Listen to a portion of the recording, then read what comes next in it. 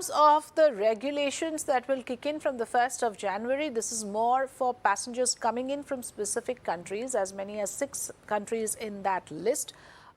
Those passengers will have to come in with negative RT-PCR reports in order to exit in India. As cases of COVID-19 continue to rise, India has made the RT-PCR test mandatory for arrivals coming from China, Hong Kong, Japan, South Korea and Singapore. So all passengers coming in from these locations will have to now compulsorily carry RT-PCR reports not older than 72 hours. So these are the rules that have now been put in place.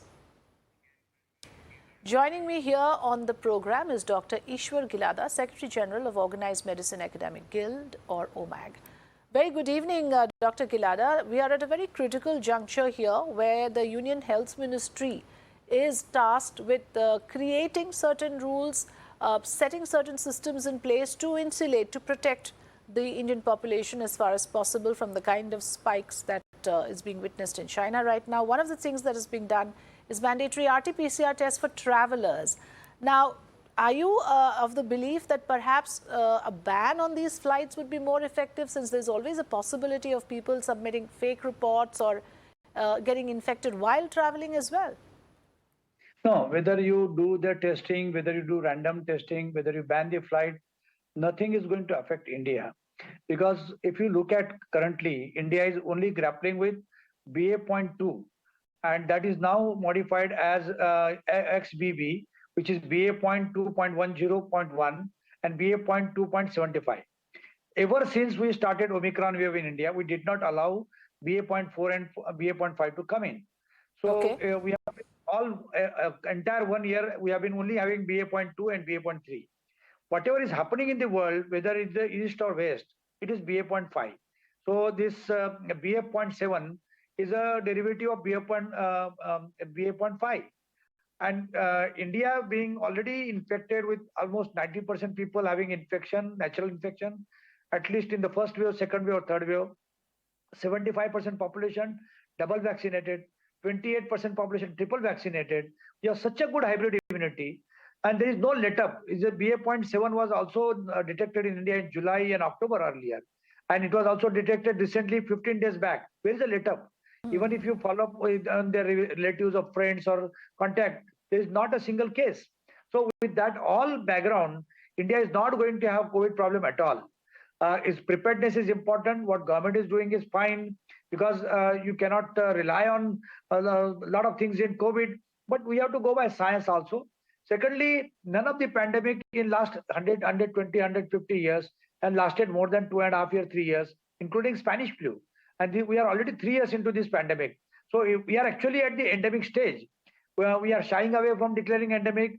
WHO is not declaring endemic, but I think if at all, after the so-called wait of 40 days, we do not get any let-up, we should declare that India is an endemic country. We should not have any kind of restrictions.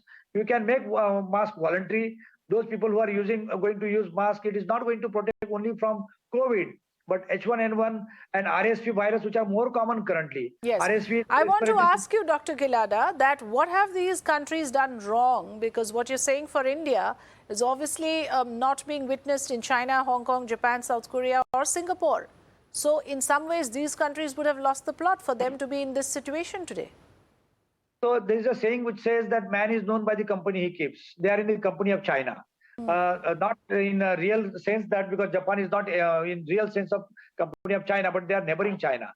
China had done two wrong things. Number one was their policy of zero COVID, which is not possible with COVID. COVID has come to infect all of us.